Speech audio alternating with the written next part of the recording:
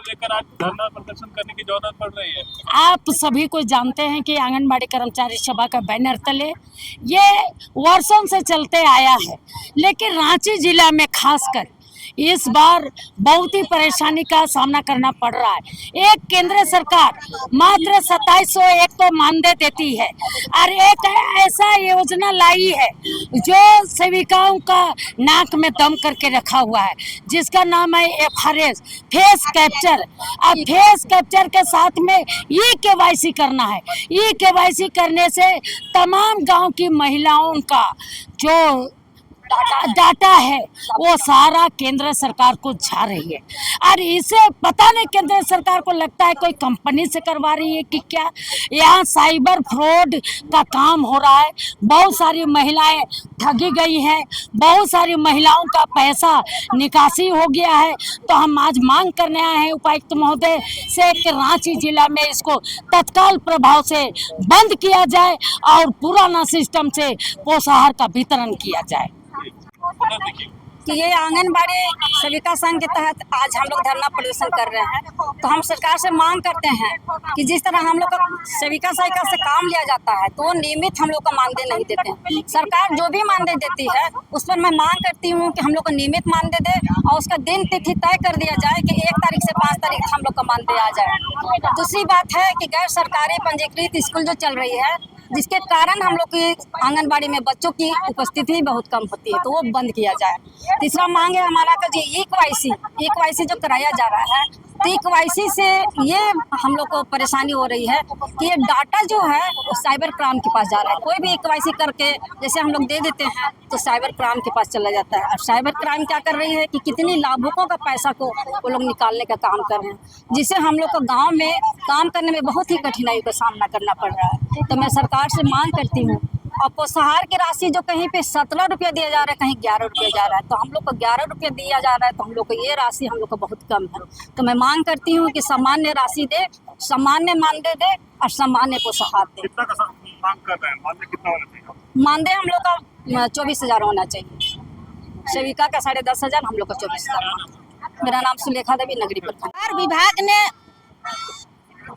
सभी कागजात का ऑडिट होता है, हमारे विभाग में ऑडिट क्यों नहीं होता है? पोषाहार का पैसा 7 महीना का मिलता है 12 महीना में, और मानदेय का पैसा 9 महीना का मिलता है 12 महीना में। तो इसका ऑडिट होना चाहिए।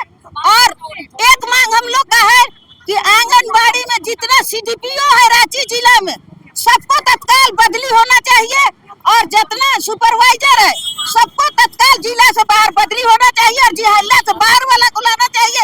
ये लोग बहुत सेठा हो गई है, इन लोग को बहुत घमंड हो गया है, कोई अपने ऑफिस पर नहीं रहती है और न कोई जाती है। भिक्षाटन का कार्यक्रम भी किए थे, क्या उससे सरकार नहीं सुनी? कोई सरकार सुनने वाला नहीं है। हम लोग को और ऑडिट का अति का काम देके, फेस कैप्चर का काम देके KYC करवा के और परेशान करके मुरा दे रही है।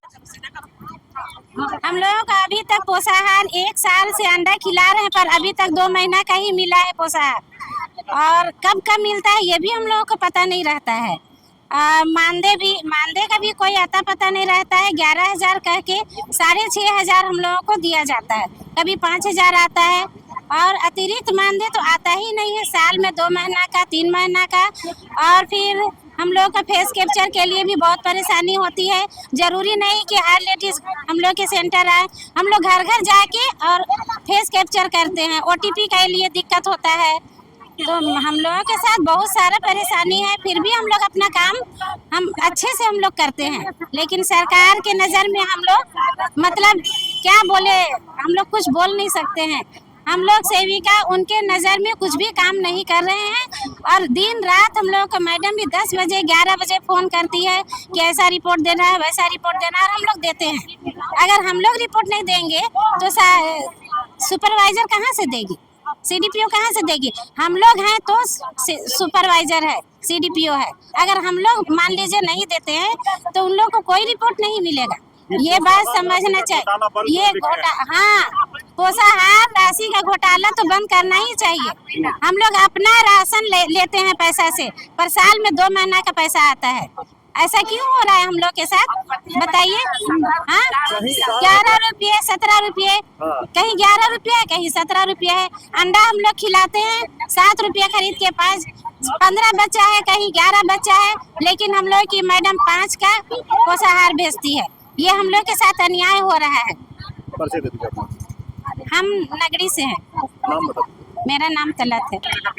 मांग लेके आए हैं ये कि 2030 से काम कर रहे हैं 3000 में 1 साल तक, ठीक है। सही का है, घर घर जाके बोलना पड़ता है। जब टीकाकरण होता है तो राशन बांटने में बोलना पड़ता है, जाके घर घर उसमें अगर लाइएगा तो अभी फोटो को कैप्चर कर दिया है। एक घर 5 दिन जाइएगा, लाएंगे बुला के, वो भी नहीं करता है। अब फिर जाइए दोबारा, फिर जाइए, 5 दिन 6 दिन जाते हैं तब बहुत मुश्किल में होता है, ठीक है। उसके बाद अभी 62 साल में हम लोग को निकाला जा रहा है। किसी का बेटा है नहीं है, किसी की ताकत है कुछ करने के लिए कि नहीं है, मजदूरी करने 62 साल में कहाँ जाएंगे।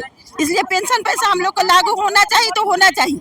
62 साल तक उम्र होता है, इसलिए रिटायरमेंट का है तो आप लोग तो 62 साल में हम लोग 30 साल से काम कर रहे हैं, ठीक है। उसके बाद निकाला जाएगा 62 साल में, तो उसके बाद हम लोग 1 कप चाय पीने के लिए तो मोहताज हो। किसी का बेटा है नहीं है, किसी का ताकत है मजदूरी करने की नहीं है, तो हम लोग क्या करेंगे। इसलिए पेंशन पैसा हम लोग को एकदम पेंशन की मांग करते मांग करके आए हैं। हाँ, हैं। नाम बताइए।